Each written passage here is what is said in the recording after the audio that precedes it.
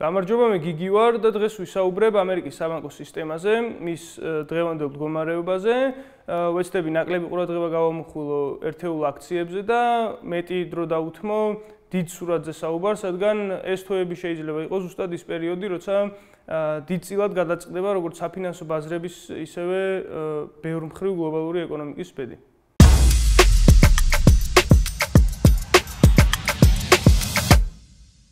გასულ კვირას რამდენიმე ძალიან დიდი ბანკი იდგა გაკოტრების რისკის წინაშე და ეს რისკები დღესაც ნამდვილად არსებობს.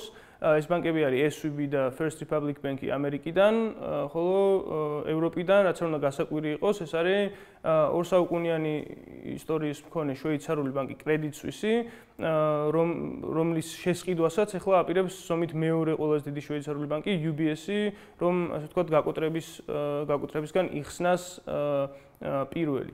ძალიან საინტერესოა, რომ მოლაპარაკება მიდის ძალიან დაბალ ფასზე, რაც არის $2 მილიარდი ჯამური შეფასება ამჟამინდელი Credit Suisse-ის, როცა საბაზრო კაპიტალიზაცია ბევრად რამდენჯერმე უფრო მაღალი იყო გასული თვეების განმავლობაში. თუმცა აღსანიშნავია ისიც, რომ მარეგულირებლების და მონეტარული ავტორიტეტების რეაქცია ამ ყველაფერზე იყო ძალიან მკაფიო და ერთმნიშვნელოვანი, როგორც ამერიკაში, ისევე ევროპაში ესე იყო.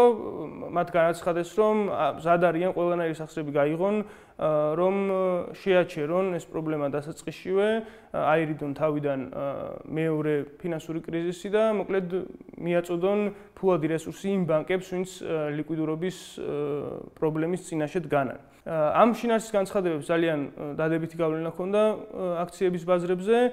გასულ კვირას NASDAQ-ი მაგალითად ტექნოლოგიური ინდექსი არის ამერიკის 6.5%-ით გაიზარდა, ხოლო S&P 500, რაც ზოგად ბაზარს ზომავს 500 ყველაზე დიდ კომპანიას ამერიკაში, 2.1%-ით გაიზარდა.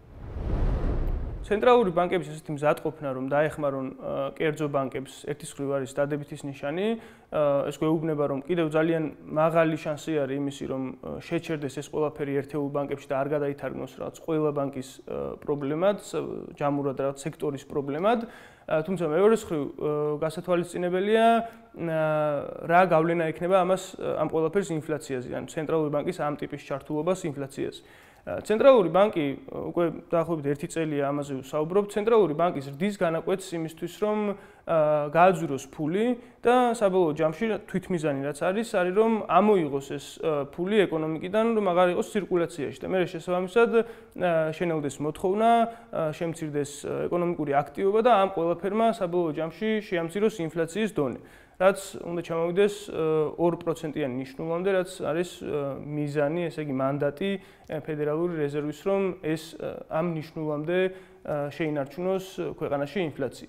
ხოლო როცა ფედერალური რეზერვი გასცემს სახსრებს, ანუ სესხს ამ შემთხვევაში კერძო სექტორის კომპანიაზე, იქნება ეს ბანკი თუ რაიმე სხვა სექტორის წარმომადგენელი ბიზნესი, ამით ის უკან აბრუნებს ქეშს, რომელიც თვეების განმავლობაში ამ გაზრდილი განაკვეთით ამოჰქონდა ეკონომიკიდან. შესაბამისად, დღეს არ არის იმდენად ცალსახა თუ როგორ მოიქცევიან მონეტარული ავტორიტეტები, როგორც ეს შეიძლება ყოფილიყო 2008-ში. დღეს რეალურად ორი სხვადასხვა პრობლემა არსებობს, რასთან გამკლავებასაც ფედერალური რეზერვი ცდილობს. ერთი არის ინფლაცია, რომელზეც უკვე თითქმის 1 წელია ვსაუბრობთ და მეორე არის ეს პოტენციური საბანკო კრიზისი, რაც შეიძლება როგორც მინიმუმ მოკლევადაში ბევრად უფრო მტკივნეული აღმოჩნდეს, ვიდრე ინფლაციის პრობლემა არის. კითხვა დღეს არის ის თუ რომელ პრობლემას მიანიჭებს პრიორიტეტს ფედერალური რეზერვი, რადგან ამ ორ პრობლემასთან გამკლავება ერთ სტილში შეუძლებელია. ერთი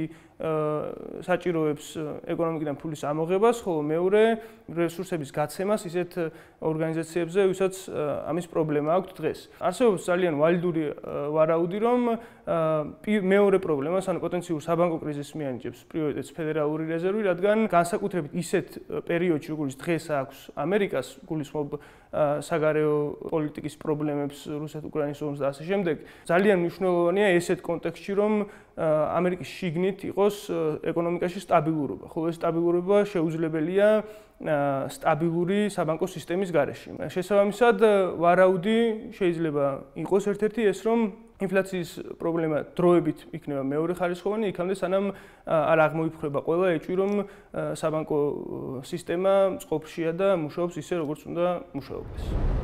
დიდი მადლობა ყურადღებისთვის. შეგახსენებთ, რომ ეს არ არის ფინანსური რჩევა და ინვესტიციამდე სულ უნდა ჩაატაროთ საკუთარი კვლევები, ხოლო თუ გაინტერესებთ ინვესტიცია ისეთ საფინანსო პროდუქტებში, როგორიცაა აქციები და ETF-ები, შეგიძლიათ მიმართოთ საქართველოს ბანკის მობილ ბანკის ინვესტიციების მოდულს. ხოლო თუ გაინტერესებთ სიახლეები საფინანსო სამყაროდან, შეგიძლიათ გამოიწეროთ ჩვენი YouTube არხი.